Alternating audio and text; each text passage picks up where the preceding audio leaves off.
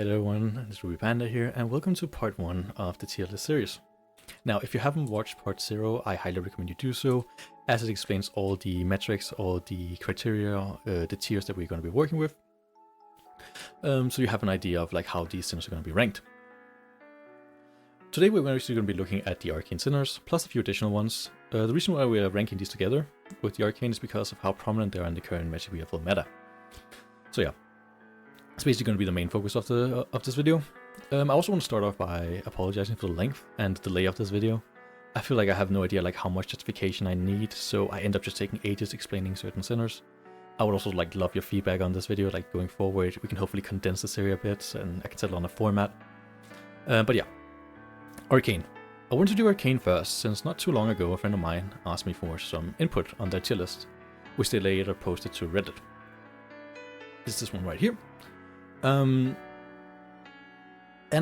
a lot of interesting things like popped up from this. I realized that an overwhelming majority of people have like, I wouldn't necessarily say like a warped perception on a specific matter, but let's say an interesting take on it. A trend I really saw repeating throughout is people talking about Luvia Ray and how she ends up in tier 0 in this tier list, and that she should change spots with something like Eirene or Etti.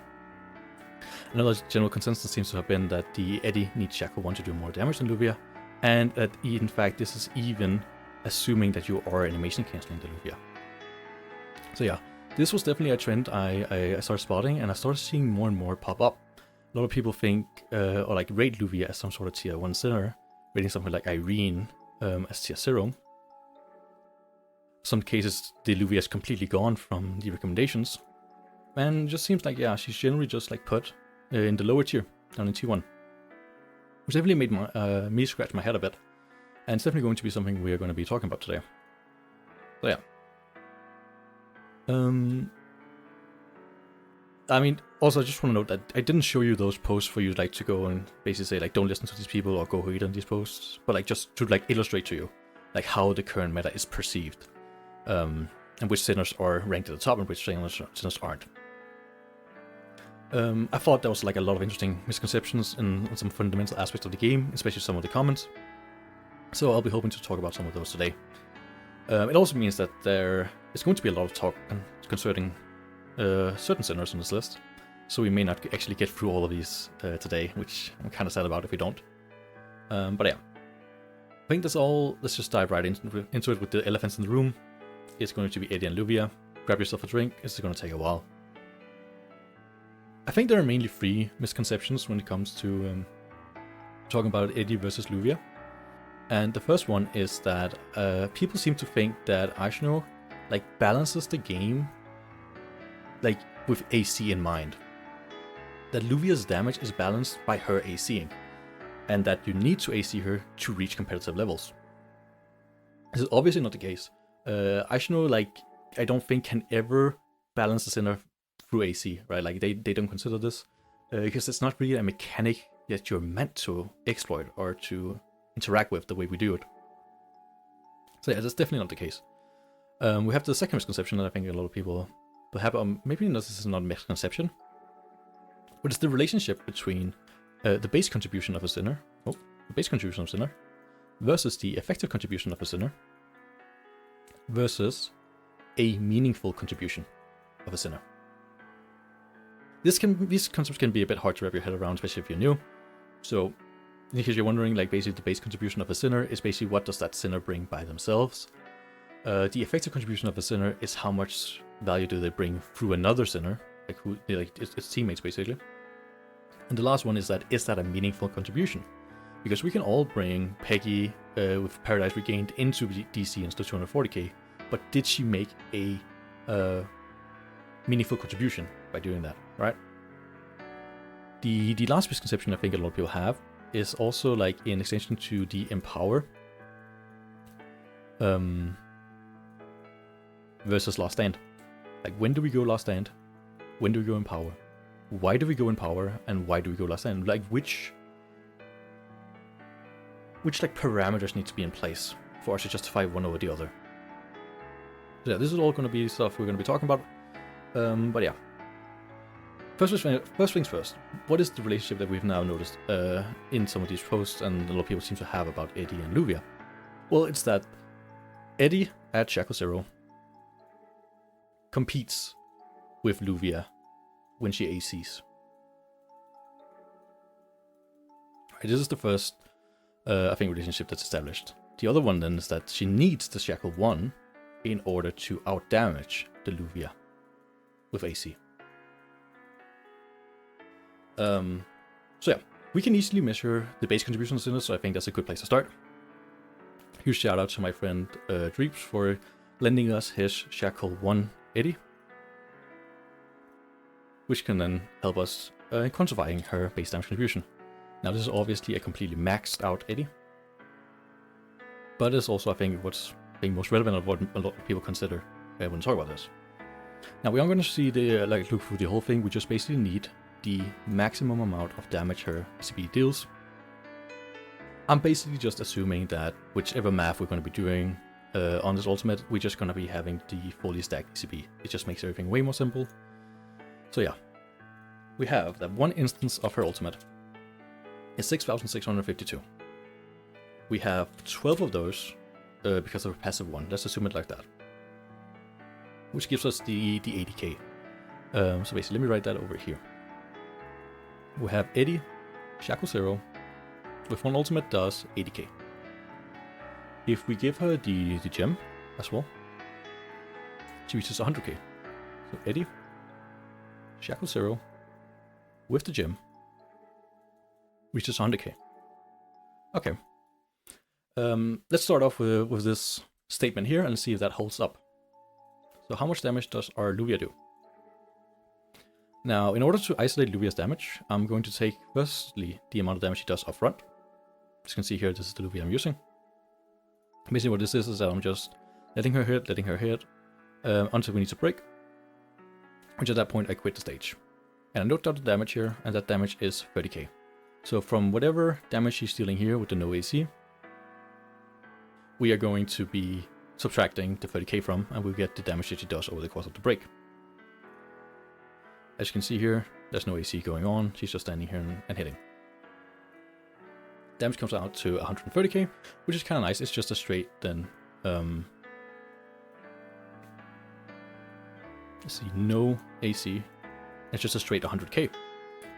Okay, so I guess if people are just assuming that you pick up the gem, that you restart for the gem, and of course, oh, this is probably no AC here, then this would be true, yeah. If you assume that, you know, you restart for the gem and you don't AC the Luvia, then this is correct. Otherwise, we can reasonably assume that Luvia has more damage. In case you're wondering just how much that is, we can also take a look at that. We can still keep the same upfront damage of 30k. But yeah, we have this video here of me doing AC on Luvia. And because I just don't want to bore you, I'll just show you here that this is the AC. I think most people are familiar with this. And we note down the damage at the end. Remember, we subtract the 30k from it. We have 205k. Can people see that? I think so. So Luvia with AC sits at 170k. I also want to note though that this is effectively Exclusive Crown Brand 1 Luvia, because we're ending the test after 10 seconds. And she also has still 2 seconds of overload to go.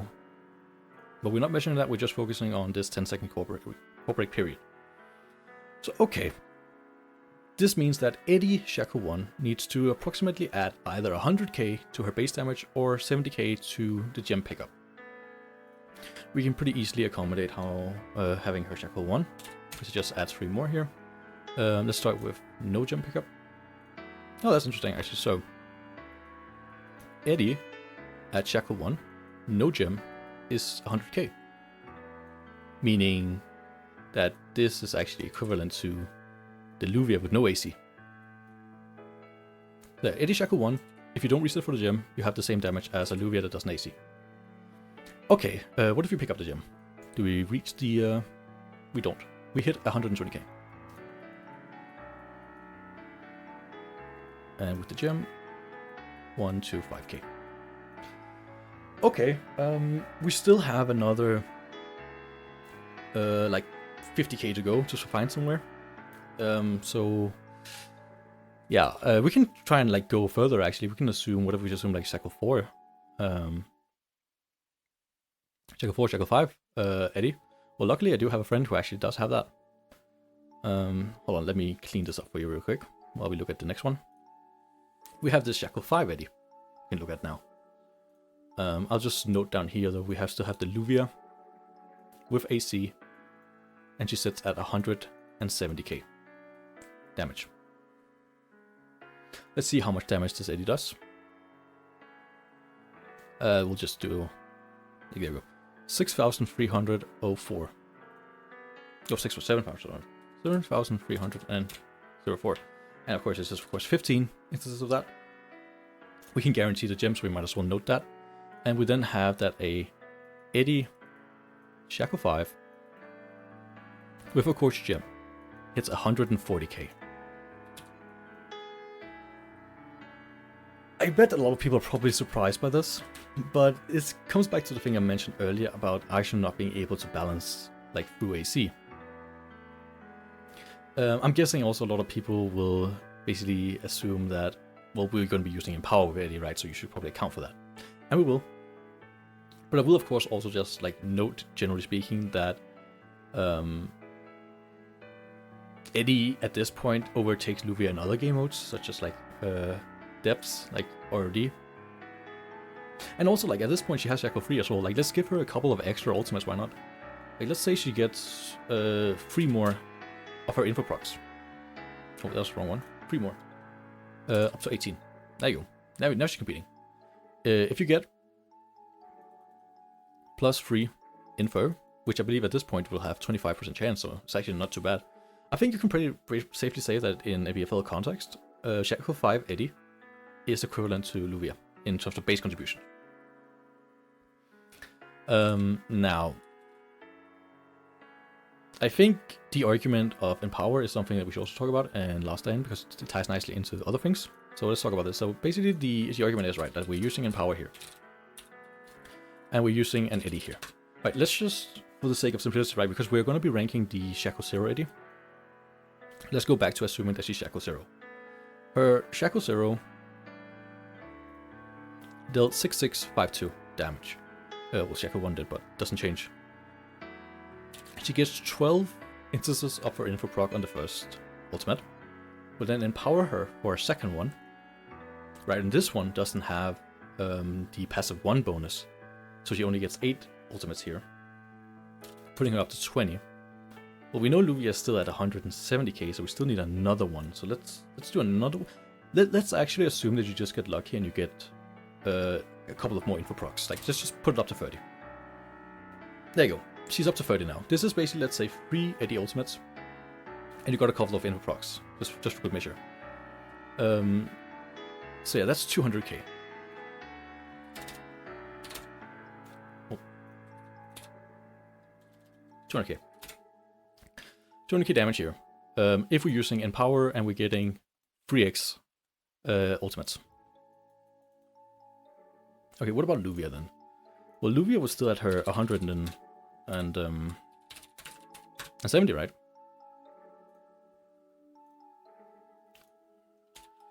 Well, is this really fair? Should we probably just add Last Stand to Luvia as well? I mean, I think that's the only fair way, right? So we do Last Stand. And of course, Luvia does have diminishing returns from Last Stand, but she does still see a approximately 1.6 increase. Now, this basically puts her up to 280k. Versus the 200k of Eddie. How many more Eddie ultis are we going to need for this? If we give her, let's just say, another 10 procs on it. Yeah, I mean, that's about right. 40. We need 40 instances of Eddie ultimate, or like, of those individual hits. And we reach 260k. Yeah, this is obviously a lot. It is not feasible you get that many ultis off. And it actually gets a bit worse. You see, because like in both of these cases, it's going to be hard to, like, you know, wave clear. Luvia can sort of do it. Eddie is going to struggle a lot. So let's say we're going to be adding in a Shalom.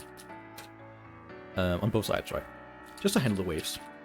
Well, now the problem is also that not only Shalom's base damage, by the way, is going to be hovering around like 130k if we don't like affect it anyways.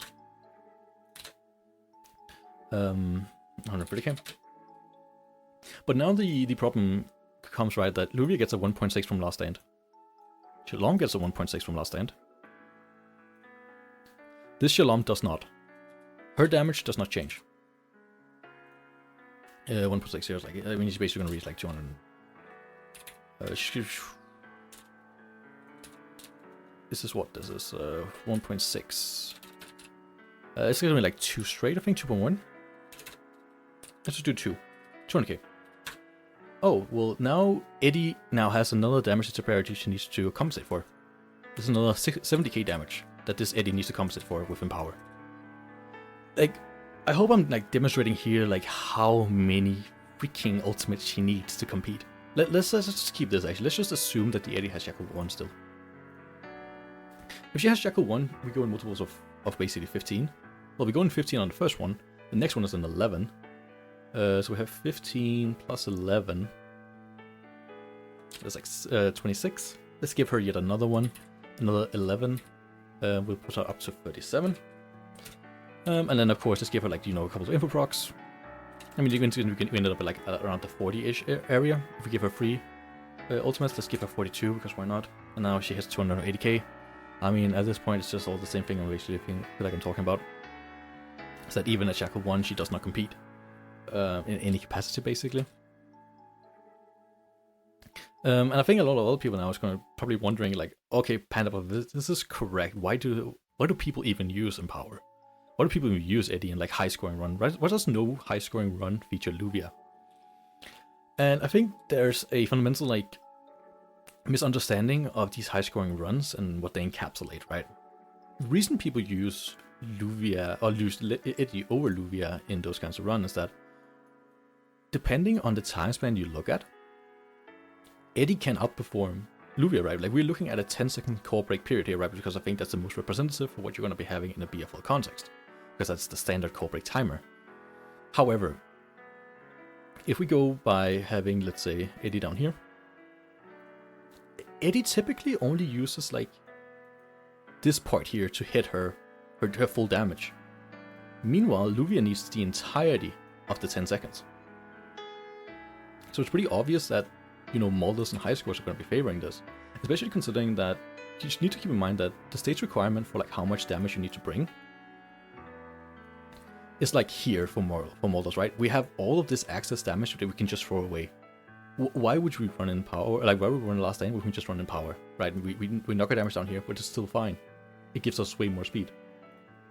So yeah, I also think that a lot of people probably wondering then, okay, Panda, if Empower is so bad, why do we always use it in physical? And that's a really good question. And there are a couple of reasons for that. There are basically 2 main arguments that you should have, like that one of which can be true, which then forces you into using Empower. The first one is what I call backloaded wave clears. Backload wave clear. If you have what I call a backloaded wave clear, it basically means that you need your ultimate to wave clear.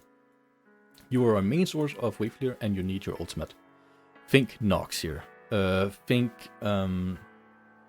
McQueen even. Like think Stargazer even. Like Joanne, right? Like those sinners need their ultimate in order to wave clear. If they don't have it, we can't wave clear.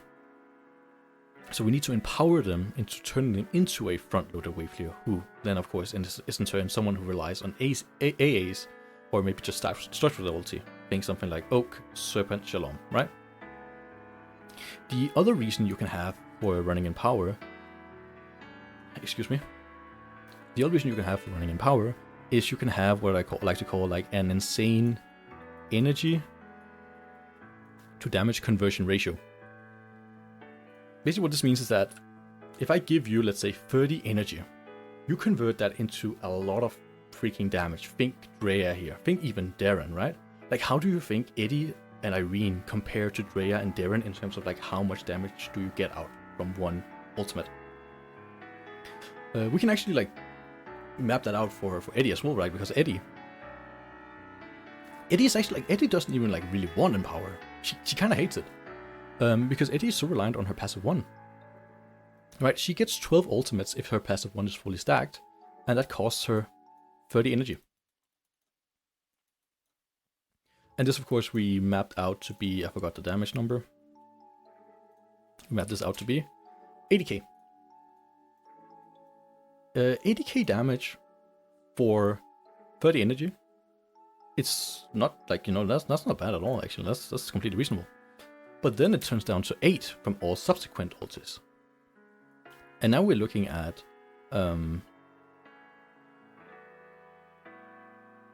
8 instances of it, sorry. I completely fell asleep there. Which then turns into 53k. Notice the massive jump here. Like she does not want, like, this is not an efficient way to convert damage. This is, yeah, for 30 energy you would expect more than this. This is basically 2 Darren ultis, right? Like, this is basically 2 Darren ultis, almost. Which she can crit with. I mean, it's actually probably around Darren's level, but, you know, there's these crown bands to think of, and of course there's still the Noxification, which is the main one, that makes us go into using Empower. Basically, we need Noxus Empower Ultimate to clear waves. We do not need to do that with the magic sinners that we have available, like the meta wave clearers, right? These ones do not need their ultimate to do it. Alright, I think that basically covers everything from a BFL perspective. I think for ROD, like, Shackle Free Etti has the edge by far. Like, Luvia, you can make the argument can help wave clear for sure, but it's not, I think, meaningful enough to consider a valid argument. Meanwhile, you can also say that Etti gems actually become a sort of likely with the huge amount of mobs. So yeah, but of course we are ranking Shackle 0 Etti, but I still would give her the edge, I think. Just because the longer the map goes on, the more Etti favorite it becomes, right? Like with the multiple ultis that are all fully stacked. And the crown bands, gems, all that. And of course, she does have slight problems with some of the bosses having small hitboxes where she can easily hit ads. But I mean, ads can also run in front of Luvia, so I don't think it's really, like, you know, huge problem between them. It's kind of still fine. Yeah, I think they're highly comparable in RD, honestly. I don't think there's really one that really dominates the other there. In story, of course, though, Luvia definitely has the edge. The wave clear that she has, quote-unquote wave clear, is like much more of a real argument here, and it's also one of the few modes where, like, you know, the extended range of her spear form is actually felt. So yeah, I hope that Artificial demonstrated, like, with her, like, absolutely just insane personal damage output. Luvia Ray has like 170k base damage, like boss killing, is absolutely insane. Like, it deserves nothing else than Goddess Tier, right? She basically terrorizes BFL. She does completely reasonable in all the other game modes. I think basically ever since the start of the game, Luvia has been at the center of the magic meta, and people have just, you know, not wanted to acknowledge that. Yeah. I also do want to stress, guys, because I know a lot of people are not going to like it, are not going to be accepting of the fact that, oh yeah, but you need to AC her as the argument. Like, listen, if you don't AC her, yes, she will not be here. But, like, I hope I've just demonstrated, like, why ACing her is the meta, right? Like, whether we want to have it like that or not. It's completely fine if you don't want to AC her. Like, no one's going to come twist your arm. The problem for me just becomes, like, when people want to disregard this potential here and then push their own subjective narrative of what's meta and then say, like, oh, well, Etti is more damage, so there you go. That's absolutely not the case. Like, I'm not saying that Luvia is also the only way to reach 240k. Of course, you can 240k using Etti. But the different lies is, like, how much else are you actually bringing, right? If your Etti is sitting on a team, like, with, I don't know, we have Etti, we have Raven, maybe, we have Enfer, we have Serpent, why not? Like, this is not like your, I don't know, Lavender? I don't know, just making a random team here. Actually, we have Linux Corporate, I don't know why I put her. But yeah, Etti is not making or breaking this run, right? Like, do you honestly believe that if we took Victoria here, do we think we would just not clear? Is that actually what we believe? Like, this is not Eddie bringing the run. This is just us bringing an AK-47 to a knife fight. Like, if we allow this kind of like backward justification to inform the meta, like Victoria should be considered meta. Because why not, right? Like, she can go here. Hell, like I could probably 240k with Stargaze in this slot. I mean, 100% could actually. Shalom, Serpent, easy. Like, we start with the base contribution, right? And then we build up until we reach 240k. You shouldn't be able to like just hide behind meta options and then get a shortcut to the top. Piggybacking, sure, like, but that requires you to have some sort of synergy or some sort of intrinsic value through the meta option. I'm not here to tell you who to use, right? I am just here to tell you who's the best one. And that's still Luvia. Right? Still Luvia. Even if you don't AC her, she's equivalent to Shackle 1 Eddie. Like, if you don't reset for the gem. That's just the fact of the matter. So yeah, I think she deserves it. She has dominated BFL for too long. And yeah, I think she still continues the domination. People just don't want to acknowledge it. So okay, if we look at these descriptions now, like, where do we really put Eddie? Well, is she a goddess? I mean, no. She doesn't compete to Luvia. Is she a queen? Well, does she add any value in the context of a goddess? And this is where, like, there is the argument of saying, oh, but Panda, I could reset for Eddie Gem and then let Luvia pick it up. And, like, I think at that point, the resetting of Eddie Gem, like, I've basically just kind of been partially disregarding. I've presented the numbers for it if you want to have them. But I don't think anyone is actually going to do it. If you are, yeah, I think you can consider her queen. I'm not going to do it. Does she compete directly with Luvia? No, Luvia pretty much slaughters her. We established, like, you need like 42 Eddie ultimates to compete. It's not happening. Does she typically do well in all three game modes or amazingly in BFL? Well, I wouldn't say that her BFL performance was particularly amazing. And I think she doesn't really, you know, do well in story and mania, and she deals like really meh in ROD. Like, she's somewhat reasonable, but I don't think enough to justify her spot here. Is she an alternative? Well, if you have like basic alternative down here in the Princess, it's like if you have Shackle 0 and you do reset for the gem, you throw out one ultimate, you're almost doing 100k, right? Like that's what we established. So when animation canceling, you might get another 1 or 2 info procs. Like, I don't know, like it's higher than something like, I don't know, Priscilla with a cheaper ultimate cost, which means like a better energy to damage conversion ratio. I mean, I would say that's respectable. So I think she can be somewhat like put here, like as an alternative to Luvia. Yeah, I mean it's a weak alternative, but I think it is. I think it's somewhat an alternative nonetheless. I think this actually also slots nice into then asking the question, can we reasonably slot Victoria in here? Because what is Victoria's base contribution? Thank you to 3DCat for providing me with this video. I didn't want to bother him too much, so I don't have the upfront damage like separated, but I did count and like, you know, look at some of these initial hits here, and approximately she's probably doing about 20k. It's actually surprising how hard her auto attacks are hurt. But yeah, basically what we get down to is that she deals approximately 70k damage. Now if we assume approximately 20 of those k is also coming from her auto attacks, since she did about 6 of them in the Cobric phase, which also procced her thorns. We're just going to deduct, you know, the 20k from the 70k that we have left, and we have basically then that we have 20 energy converts into 50k damage, approximately. This is by like it's alright, right? If we compare this to Eddie again, guess why not? Let's say that she gets one ultimate off and she gets another info proc, because why not? That's 86.5. Wait, is that right? Well, let's give her gem reset as well, I think. Give gem reset. Okay. Shackle 0 80. Gem reset. And 1 info. Let's just plus 1. 110k. Victoria's 20 energy, Eddie is 30 energy.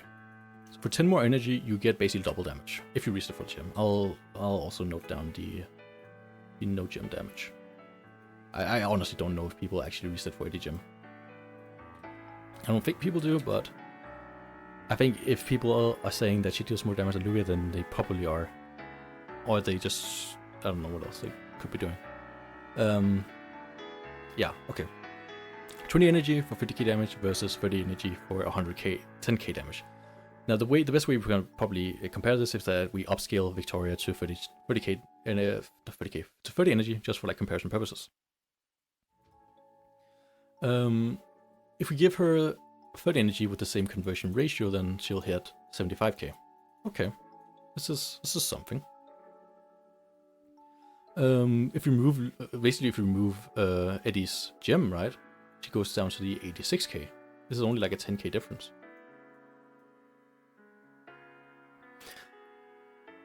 And again, we are still overestimating Etti due to her exclusive crown brand and how it works, right? But of course, I will say that this doesn't actually make them equal. Because you need to consider that if you're running Last Stand, right, for the reasons we listed earlier, we should still assume that both of them only get one ulti off.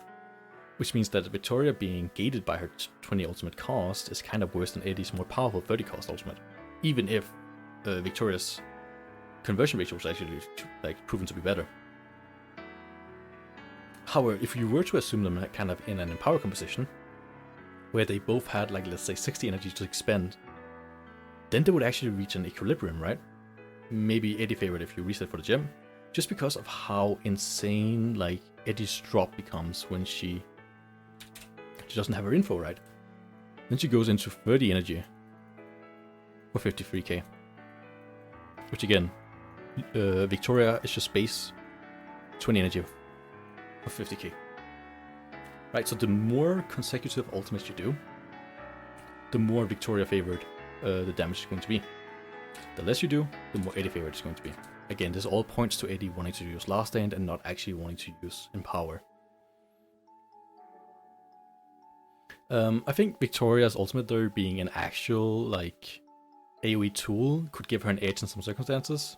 Because it's basically like equivalent at this point, right? If we're talking about this in sense of like, well, I mean it's not actually. I'll definitely give the edge to Etti here for her Last Stand performance.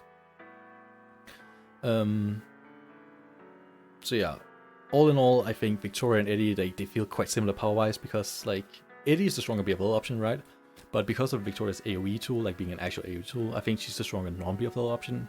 Like bringing her into like stuff like RRD to actually clear waves, bring her into story maybe to even clear some of those waves. And I would even prefer having something like Victoria in Mania training. Also because like keep in mind like Victoria scales with the amount of HP she's lost over the course of the battle. So she also kind of ramps up. But still I think if you go for like boss killing potential, I think Etti's still gonna pull up ahead. Just due to how Progressive 1 works. Okay. But yeah, I think that, right, like that's basically like the equal strength, right? So Etti beats her in BFL, Victoria beats her in non-BFL. I think she can reasonably go here, and they have sort of like the same damage conversion ratio if you're using power. Etti is favored if you're using Last Stand. Okay. I don't want this to be way too long, so I want to let's take Shalom. Shalom should be fairly easy. I think a lot of people are going to disagree if I just go over here and just yoink her down here. I mean, she has it all, right? Like, she has consistent damage output, she has 2 core breaks, she has really good consistent wave clearing with her normal attacks, and really good burst wave clearing with her ultimate. Her BFL and story performance are obviously off the fucking charts. And as Shackle Zero, she's like, I think, 1 tier below Luvia in the boss damage department. Before, like, you know, you consider the unreliable nature of her bounces and how that works. But yeah, basically what I based that off is that I'm taking a Shalom Shackle 1 contribution. You see here is absolutely maxed to the fullest. And we just breaking with Shalom, or we're breaking with Chair, hitting Shalom's full ultimate, and then we AC her, of course. This turns out to be approximately almost 200k. And she also has approximately 30k-ish upfront damage, I believe. Shalom upfront. I think she actually may have been lower, so maybe she's somewhat ahead. Sorry. 26k. Yeah, I mean they're highly comparable. Shackle 1, Shalom is basically equal to Luvia, which is really impressive, right? Because not only or they kind of like equal. Though this is of course best case scenario for Shalom, just having the boss and her alone. We also need to consider that, you know, Shalom is bringing better wave clearing and 2 breaks, which more than makes up for this like discrepancy at Shackle 0. At least making her deserving of the goddess spot. Her EC is definitely also slightly awkward. And it's not actually super impactful either. I mean, it's 20k. It's actually the same. You can also AC Victoria for another 20k. Yeah, and you can do the same for Shalom, but yeah. You like, it's not something like Luvia Ray Rider. It gives it 70k. I think Shalom's main weakness is kind of in ROD because of the way her bounces work. Like they're target based rather than tile based, like something like Serpent. The ultimate is also like on the slightly costlier side of things, and it can definitely be awkward to get like the full value from both the core break and the burst. But like, I mean, in the grand scheme of things, those things are completely like, you know, minor. Like the fact that she even makes all these contributions to begin with, while not perfect, still makes her a great choice for the game mode. I do highly recommend pairing her with something like Chameleon there to really bolster her attack speed and damage, which should help against like the slightly bigger waves. Yeah, and as I mentioned, her story and training performance is also obviously going to be amazing due to the bounces. The breaks is anything you can ask for, really. Yeah, and also in case you're wondering, yes, if there was a tier above Goddess, yes, Shalom Shackle 3 would be there. But there's not. I think since Shalom is for each place, we'll just take another one that's fairly similar, Serpent. Serpent, like, similar arguments present themselves for Serpent here. She shines in all 3 game modes, and similar to how, like, you know, Shalom can be a bit rough with the target-based damage in RD. Serpent can be slightly problematic when it comes to range. But again, this doesn't really send her down a tier or anything, or doesn't really hurt the performance that much. I really don't want this video to be like an hour long, so I'll try and keep this one brief. She's good wave clear, decent boss killer, has core break, synergizes with the other 2 goddesses, right? Like, you can easily put Serpent together with Shalom and Luvia Ray. It's a goddess tier. Now, this is not to say though that you need all 3 of them. Like, again, they go super well together, but replacing Serpent, for instance, in this Holy Trinity is pretty easy. It's pretty easy given how insanely strong Shalom is and how insanely strong Luvia is. So yeah. Okay, well, we have 3 goddesses already, so why don't we just add the 4th one as well, I think. I'm a bit torn, actually. I think there are very real arguments for putting Raven here as a queen. So I don't think she trivializes BFL, but I do think she does amazingly in all 3 game modes. Yeah, I think that's the point that really like pulls it off for me, right? I mean, okay, let's go through her. Raven, like, she's the complete package, right? Like, she's good damage, 2 core breaks, a bit of AoE, and good aim. The fact that she does all of those things means she fits into basically any team composition with ease. Her personal damage doesn't actually fall like far behind other options either, right? Like, if we take a look at Raven's damage here, let's do a quick embrace test. This is also level 80 Raven, mind you. And her ultimate cost is, I believe, 28, yeah. And the damage it shows is going to be 52k, basically, yeah. 28 energy for 52k. I mean, that's similar to like Victoria almost, right? Like Victoria was 20 energy for. Well, I mean, it's not quite similar, but it's not far behind, right? Especially after you factor in the amplification. Then I think Raven just handedly beats pretty much everyone. But yeah, you're not really bringing her for damage, right? She doesn't need to directly compare to like Eddie or Raven because she has a lot of utility. Right, she has core break and she has reliable amp. Eddie's gym is not reliable amp. The utility is ultimately what is the spot on the most teams, right? Like, well, we give her silent out of respect for this like sort of good damage output. I would say she's a bit of a jack of all trades, yet she somehow manages to compete on all 3 fronts. She does well in RD, like, right? Like, it's 28 cost cross shape ultimate with core break. Completely reasonable, though I guess the filler marks can be a slight issue if you're trying to like have a solo wave clearing, like solo de-wave clearing requirements, since her filler marks are her main source of damage. but I don't think it's too much of an issue, like in the grand scheme of things, right? Because you can always just put it down into a more supportive role. Interestingly enough as well though, this also seems to be the main game mode where her invisibility removal is actually sometimes rewarded, which I agree is definitely like a niche, but it's also a niche that no one else can contest. Which I think is worth mentioning, but not something that actually, like, you know, impacts her rank. Her sword performance is also a bit hard to say, I think, because her damage may be low and it's like will fluctuate due to her passive one, like sometimes hitting waves, sometimes not hitting waves. But her ultimate is still AoE, right? So she's still a AoE core breaker and damage dealer. The problem is also that her amp doesn't actually synergize with Nox, which is a bit meh. But I mean, overall, I think she's completely reasonable. I think she's way more like justifiable in something like, you know, late game mania training if need be, right? Especially in the context of Eirene, maybe. Wouldn't say she does like amazingly there, but I think she does well enough in there. I think the real problem with bringing her into like story or something is that she would just be really awkward to bring into BFL alone, right? Like if you haven't built one of like Shalom, Serpent, or Luvia first, you don't really have anyone to take care of the waves and help her deal with, like, you know, a good chunk of the boss's health, which she then, you know, in return buffs your damage through. So yeah, I mean, this is also like just a recurring issue for essentially all Arcane sinners, right? As they're generally super ultimate reliant. And one of the additional reasons why Luvia is so heavily favored within the Ascendancy, because she can do both, right? She has consistent damage output to actually clear the waves and something like Shackled, something Eddie and Victoria cannot match her on. It doesn't look too pretty, but it's true, right? She can do this. At least up until like DC, where she may need additional help depending on the stage in question. So yeah, this is basically just a way of saying that, yeah, Raven is a fairly weak first build. And even if you build Luvia first, I think I would still recommend going either Serpent or Shalom, just to get that additional wave clearing help. But if you win Shalom or Serpent first, there, I think you have like stronger wave clear, and at that point Raven becomes a more justifiable thing to build next. So yeah, and of course, like if you have two of the goddesses already built, I mean, I think Raven is just probably the best in slot third build you can do for your magic team.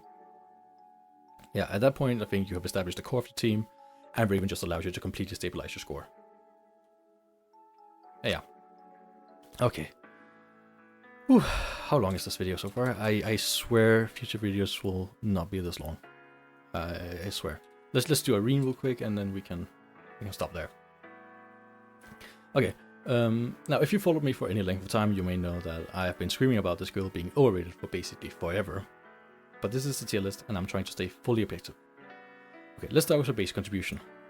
Eirene damage. I'm just gonna say it. It's 50k. Her ultimate does 50k. 7, 10, 10, 10. Eirene, level 90. 50k. Okay. 2 more of those, and we're basically competing with a no-A animation cancelling Luvia. To put this further into perspective, this is the same damage as like my Pakasi if I'm trying to have her deal boss damage, right? Like, we cannot argue for this being good. Converting effectively 35 energy into 50k damage is just horrible. It's like twice the amount of energy that's Victoria for barely the same damage. And still somehow worse than no stacks Eddie. Now, I know people love calling Eirene one of, if not the most versatile sinner, due to her ultimate being able to take, you know, all these different forms. But I think what people should also realize is that she does all of them inadequately, right? Like, for 35 energy, you either get just one instance of 3x3 wave clear, right? Plus some boss damage, I guess. You can give her that. That usually happens. Or you get 2 breaks and approximately 25k damage. Or you just get 50k damage. Now, I don't know about you, but for 35 energy, I would expect more. You can afford to make the argument that, oh, but her passive 2, you know, would give you more in powers, which you can cycle back into, so then it's only 25 energy. It starts becoming slightly better, but again, remember the arguments we had for Last Stand versus Empower, right? Like, she needs to convert at a crazy rate, and this is not crazy. Yeah. I think these numbers basically show the main problem with Eirene, right? Like 25k if you core break, 50k if you just do the core broken ultimate, is that she's not a main DPS, and she should never be considered as such. Like, we can talk about her god buffs later maybe, but in a BFL run, Eirene will usually do only like one of these things, right? Do one of these things for 35 energy and do nothing else. She won't contribute to wave clearing. she won't contribute to anything else. Well, I guess she'll add the chief skill. But if in most cases, if you're running Last Stand, it barely even matters. And for Empower, it needs to hit some sort of breakpoint, right? Like you need to get an additional Victoria ulti, you need to get an additional Etti ulti. And even if that breakpoint is met, it's highly unlikely that it'll beat Last Stand, right? Because again, we talked about that. So yeah, I think people just need to stop thinking of Eirene as the main DPS with a godlike passive 2 ability, and start realizing she's just a supportive DPS with a unique passive 2 ability. If we start looking at Eirene in this fashion, we can start also like thinking of her as maybe a 4th or even a 3rd build to flex into BFL, right? Because some stages, like some DC stages, require more raid clearing, others require more boss killing. And if we consider her less of a main contribution to the team, and just something to tip us over the edge, I think she becomes slightly more justifiable. This does make her somewhat like, compete directly with something like Raven, whom I think could just completely dominate her in terms of BFL performance. And some of Luvia's unique sinners we'll talk about probably another time, which also pretty much outperform her, but at least she's in the conversation now. Yeah, so to quickly touch on her personal buff, which I know a lot of people like to mention when they talk about Eirene. I hadn't initially planned on just going through the entire bulk of math that I did, but I don't think that's really the best use of the time, and especially because this video is already getting incredibly long. So instead I'll just summarize into the following points. We are assuming that Eirene has a personal buff. We assume that her base ultimate is 50k damage for 40 energy. Right. We're only getting 2 instances of her passive 2, let's not make that the general rule here. With her buff, the new ultimate damage is going to be 75k over 20. This is way more attractive, right? It's basically it's almost like comparable to Victoria, like energy wise, right? And you're just getting another 50% extra damage for it. That's alright. But yeah, if we then want to compare this to Last Stand, right? Like we're gonna be facing something like Luvia, and both teams are probably gonna have a Shalom, something to clear out the waves, right?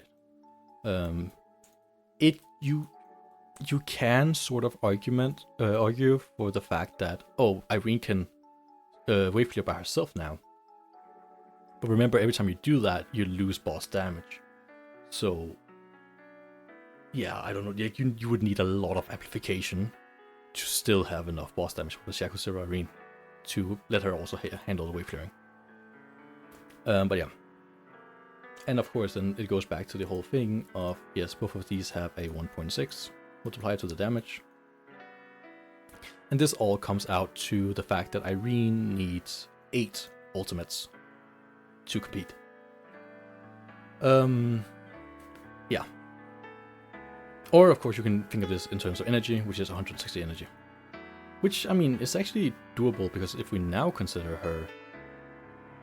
her passive 2, we can bring that down to 130. Let's see, we get 30 energy in the start.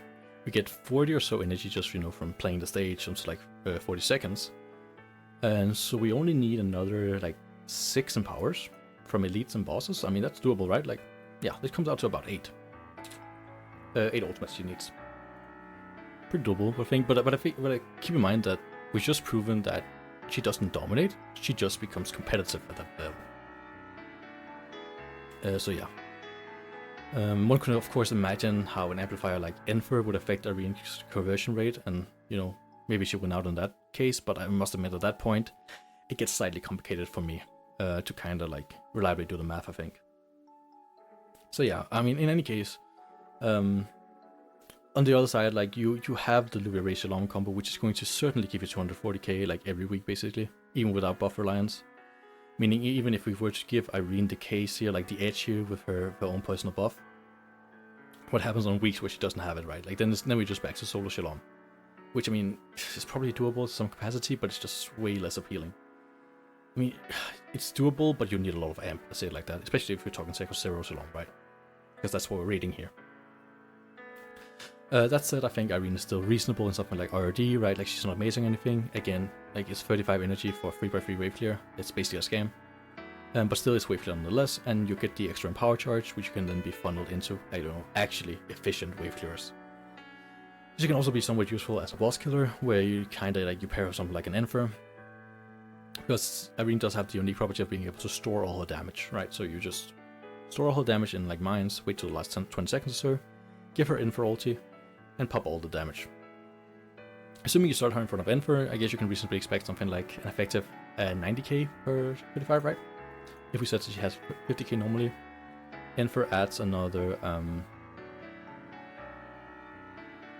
be like 80%, assuming it's fearable, right? So that's about 90k for 35.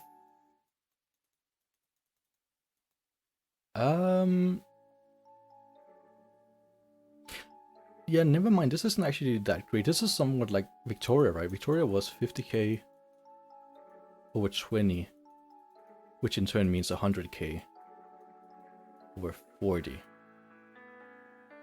And that's without the Enfer. And you're not getting the core-broken ultimate here, which I'm assuming for Eirene. Oh, sorry, I'm assuming for Eirene.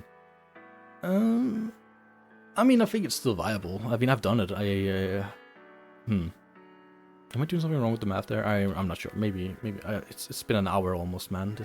Oh. I'm sorry, guys.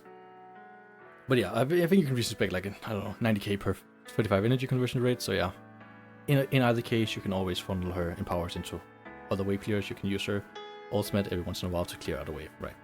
Still reasonable, justifiable. Moving on. I think the best place for her is definitely Mania Training. I think it's safe to say that she basically dominates the ability here, like the meta here, in her ability to cheese the boss. Now, you do have to play like all the stages up till then with only 5 sinners effectively, but I think that's a fair trade-off for cheesing the bosses, because they are pretty much the hardest part of Mania Training, I think. She's also really good in X stages actually, where her passive 2 sees a ton of value. But yeah, remember that these game mode like the Mania Training and the X stage is only comprised of like 25% of the ranking, and her BFL performance is definitely pulling her down a bit.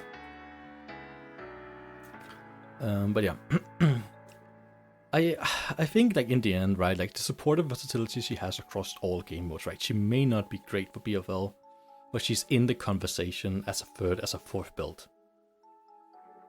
Somewhat. I think it's worth rewarding that, right? Incredibly lackluster in BFL, yes. But there's real justification for bringing her in RD, and I think she absolutely dominates Mania Training. With her ability to cheese, and of course, you know, that was the argument in X where she gives you chief power. So yeah, if I'm trying to stay completely objective here, I think she actually goes into Queen. For her, typically does well in all 3 game modes, right? Like typically is the keyword here. Like, she doesn't do it always, but I think Eirene deserves a spot higher than something like Eddie or Victoria, because she is definitely more applicable in most cases and has her unique quality of her passive 2 actually being rewarded in some cases. Okay, I think that's going to be where we're stopping for today. I'm really sorry for the length of this video. Like I don't know if anyone's actually going to be watching all of this. Please help me out in like deciding how I'm going to go forward with this and like, you know, condense it down. Yeah, like ideally I would like to be able to pump out like one of these a day for a while, right? So we can actually get through this, because this is like what? This is 7 sinners done like an hour. So yeah, please help me out. Yeah, thank you for watching there, and hopefully I'll see you next time. Yeah, bye bye.